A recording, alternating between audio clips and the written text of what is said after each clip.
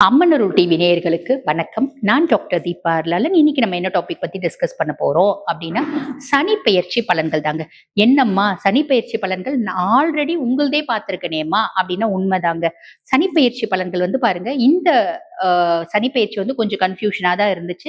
காரணம் என்ன அப்படின்னா 29 மார்ச் 2025 சனி பகவான் கும்பத்துல இருந்து மீனத்துக்கு பயிற்சி ஆயிட்டாரு திருக்கணித பிரகாரம். புரியுதுங்களா? வாக்கிய பிரகாரம் 6/3/2026 தான் சனி பகவான் கும்பத்துல இருந்து மீனத்துக்கு பயிற்சி ஆகிறார். இப்ப இந்த மார்ச் மாசத்துல இருந்து இந்த மார்ச் மாசம் வரைக்கும், அதாவது ஏறக்குறைய வந்து பாத்தீங்கன்னா ஒரு வருஷ காலகட்டம் நடுவுல குழந்தைங்க பிறந்துச்சுங்க பாத்தீங்களா? அந்த குழந்தைங்க பிறந்த போது நிறைய பேரண்ட்ஸ் வந்து கேட்கறது உண்டு. மேடம் எங்களுக்கு திருக்கணித பிரகாரம் எங்களுக்கு வந்து ஜாதகம் எழுதி கொடுங்க. அவங்களுக்கு வந்து பாத்தீங்கன்னா சனி பகவான் மீனத்துல இருந்த மாதிரி எழுதி கொடுத்தோம் 29 மார்ச்ல இருந்து. வாக்கிய பிரகாரம் எங்களுக்கு வந்து ஜாதகம் எழுதி கொடுங்க அப்படின்றவங்களுக்கு சனி பகவான் கும்பத்துல இருக்க மாதிரி தான் எழுதி கொடுத்தோம். இப்படி என்றளவும் வந்து பாத்தீங்கன்னா வாக்கியத்தை ஃபாலோ பண்ற எத்தனையோ மக்கள் வந்து இருக்கதான் செய்யறாங்க. அது என்னங்க வாக்கியம் திருக்கணிதம் அப்படின்னா, இந்த திருக்கணிதம் அப்படின்றது ரொம்ப சிம்பிள்ங்க. Advanced version. இப்ப இந்த அட்வான்ஸ்டு பிசிக்ஸ், அட்வான்ஸ் மேத்தமெட்டிக்ஸ் அப்படி இருக்கு பாத்தீங்களா? வாக்கியம் தான் பேஸ். வாக்கியம் அப்படின்றது சித்தர்களும் முனிகளும் ரிஷிகளும் நம் முன்னோர்களும் பயன்படுத்தப்பட்டது அப்படிங்களா? அத கொஞ்சம் அட்வான்ஸ்டு வெர்ஷன் தான் இந்த திருக்கணித பஞ்சாங்கம் அப்படின்றது. பெரும்பாலான ஜோதிடர்கள் திருக்கணிதம் ஃபாலோ பண்றது உண்டு. வாக்கியமே ஃபாலோ பண்ற பர்சனாலிட்டிஸும் இன்னும் இருக்கதான் செய்யறாங்க. மக்களும் மட்டும் இல்லாம ஜோதிடர்களும் அப்படின்னு சொல்லிக்கலாம். இந்த நவகிரக ஸ்தலங்கள் எல்லா இடத்துலயும் வாக்கிய பஞ்சாங்கம் தான் ஃபாலோ பண்றாங்க. சனீஸ்வரனுடைய மிக பிரசித்தி பெற்ற கோயிலான திருநள்ளாறு தர்பாரண்யேஸ்வர கோயிலையும் வந்து பாத்தீங்கன்னா 6/3/2026 தான் சனி பகவான் கும்பத்துல இருந்து மீனத்துக்கு பயிற்சி ஆகிறார். ஆக வாக்கியத்தை தான் ஃபாலோ பண்றாங்க. வாக்கிய பஞ்சாங்கம் பிரகாரம் உங்க ராசிக்கு என்னென்ன மாதிரி பலன்கள் அப்படின்றத சொல்லியிருக்கேன். பொதுவா சனி நல்லா இருந்தாலும் சரி, நல்லா இல்லைனாலும் சரி, உதாரணத்துக்கு நம்ம சொல்லணும் அப்படின்னா சிம்மம் அஷ்டம சனியில இருக்கீங்க, கன்னி கண்டக சனியில இருக்கீங்க, அதே மாதிரி பாத்தீங்கன்னா தனுசு அர்த்தாஷ்டம சனியில இருக்கீங்க, கும்பம் பாத சனியில இருக்கீங்க, மீனம் ஜென்ம சனியில இருக்கீங்க. இவங்களுக்கு எல்லாம் சனி கொஞ்சம் ஃபேவரா இல்ல.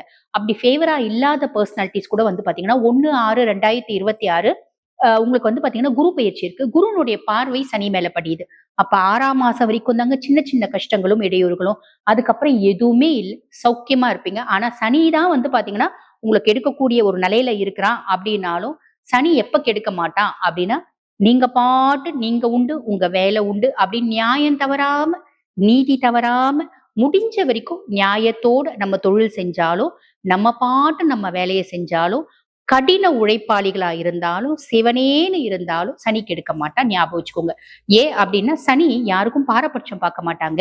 நல்லது செய்யணும் அப்படின்னா நான் என்னுடைய சொந்தமா இருந்தாலும் நான் நல்லது செஞ்சிடுவேன். என்னுடைய பகையாளியா இருந்தாலும் நல்லது செஞ்சிடுவேன். கெட்டது செய்யணும் அப்படின்னா என்னுடைய மனைவி குழந்தையா இருந்தா கூட நான் கெட்டது செய்வேன். பகையாளியா இருந்தாலும் நான் கெட்டது செய்வேன். அந்த மாதிரி நீதி தவறாத ஒரு கிரகம் அப்படின்றதுனால்தான் ஈஸ்வர பதவி பெற்ற ஒரே கிரகம் சனீஸ்வரன்.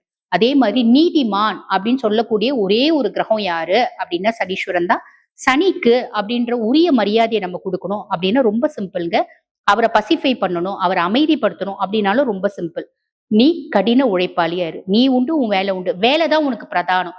அப்படி நீ பாட்டுன்னு உழைச்சிட்டே இருக்க அப்படின்னா பிரச்சனையே கிடையாது. நாங்க ஹவுஸ் ஒய்ஃப்மா, நாங்க எப்படிமா உழைக்கிறது? வீட்டு வேலை இருக்குல்லம்மா, நீங்க பாட்டு உங்க வேலையை செய்யுங்க. மீன ராசி அன்பர்கள், உங்களுக்கு கும்பத்துல இருந்து மீனத்திலேயே உங்க சுயஸ்தானத்திலேயே தான் சனி பகவான் பயிற்சியாகி இருக்கார். இப்ப சனி உங்களுக்கு வந்து பாருங்க 7 நாட்டு சனியினுடைய மத்திம பகுதியில இருக்கீங்க, ஜென்ம சனியில இருக்கீங்க. இந்த காலகட்டம் உங்களுக்கு என்ன மாதிரி ஒரு மன ரீதியான குழப்பம் வரும் அப்படின்னா, பொதுவா உங்களுக்கு வந்து பாருங்க 11 மற்றும் 12க்கு அதிபன். லாபஸ்தானத்துக்கும் சனிதான் அதிபன், மோட்ச விரயஸ்தானத்துக்கும் சனிதான் அதிபன். அவன் சுயஸ்தானத்துல வந்து உட்கார்ந்துட்டு இருக்கான் அப்படின் போது நமக்கு ஒரு விதமான குழப்பத்தை கொடுப்பான். உதாரணத்துக்கு சொல்றோம் அப்படின்னா, நம்ம பிள்ளைங்க வந்து இப்ப எம்பிபிஎஸ் நீட்டுக்காக பிளான் பண்ணிட்டு இருக்காங்க, படிச்சுட்டு இருக்காங்கன்னு வச்சுக்கோங்களேன். 4 வருஷமா நான் நீட் எழுதிட்டு இருக்கேன், 3 வருஷமா எழுதிட்டு இருக்கேன். அப்பெல்லாம் வந்து கொஞ்சம் கொஞ்சம் மார்க்ல போச்சு. இருந்தாலும் நான் மெரிட் சீட்டு இல்ல பேமெண்ட் சீட் வாங்கலாம்னு எழுதிட்டு இருக்கேன். ஏன்னா எங்களுக்கு மேனேஜ்மெண்ட் சீட் வாங்குறதுக்கு பிடிக்கல, இல்ல வசதி இல்ல. இப்ப இந்த காலகட்டம் நான் எழுதுற எல்லா எக்ஸாம்லயும் மார்க் ரொம்ப கம்மியாயிட்டே போகுது.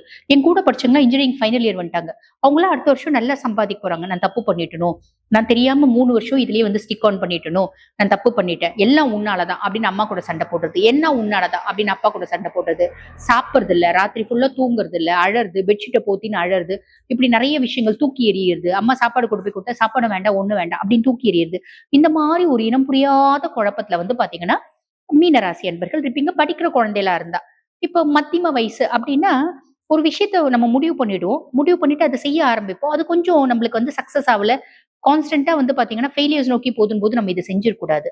நம்ம இது பாதி கிணறு தாண்டிட்டோம், பின்னாடியும் போக முடியல, இதை வந்து முன்னோக்கி கொண்டு போக முடியல, தப்பா முடிவு பண்ணிட்டோமோ, ஏன் இதை செஞ்சோம், நம்ம எப்பயுமே தெளிவா முடிவு எடுக்கக்கூடிய ஒரு பர்சனாலிட்டி தானே, ஏன் இந்த தப்பு செஞ்சுட்டோம் அப்படின்னு லிட்ரலி நம்ம டவுன் ஆகும். அதே மாதிரி பாத்தீங்கன்னா மனதளவுலயும் உடல் அளவுலயும் ஒரு மந்த நிலை அப்படின்றது வரும். சனி இந்த மாதிரி ஒரு டெல்யூஷன்ஸ், இல்யூஷன்ஸ், ஹாலுசினேஷன்ஸ், ஒரு ஸ்லக்கிஷ்னஸ் இதெல்லாம் கொடுப்பான். இது நம்ம தெளிவா புரிஞ்சுக்கணும். இவ்வளோ நம்ம மனக்குழப்பத்துக்கு காரணம் சனி பகவான் தான். சனி பகவானை ஓவர்டேக் பண்றது ரொம்ப ஈஸி. நான் ஓடிட்டே இருப்பேன். மீனம் எப்ப பாரு எதிர்நீச்சல் போட்டு வாழ்ந்துட்டே இருக்கவங்க, ஓடிட்டே இருக்கவங்க இந்த காலகட்டம் தோணும். எதிர்நீச்சல் போட்டு போட்டு தண்ணியே வத்தி போச்சியா அப்படின்னு தோணும். அப்படிலாம் இல்ல. தண்ணி வந்து வத்தாது. நீங்க எதிர்நீச்சல் போட்டு ஓட ஓட ஓட தண்ணி ஆட்டோமேட்டிக்கா உற்பத்தி ஆகும். சனி யார் ஒருத்தர் அவங்களோட கடமைகளை செவ்வன செய்யறாங்களோ அங்க சனி அமைதி ஆயிடுவா அப்படின்றத நல்லா புரிஞ்சுக்கோங்க. நீங்க உண்டு, உங்க வேலை உண்டு அப்படின்னு மனசை அமைதிப்படுத்தி நீங்க பாட்டுன்னு உங்க டெஸ்டினி நோக்கி ஓடிட்டே இருக்கீங்க அப்படின்னா சாலிடா உங்களோட டெஸ்டினி அடைஞ்சிடுவீங்க. கவலைப்பட வேண்டாம். வாழ்த்துக்கள்.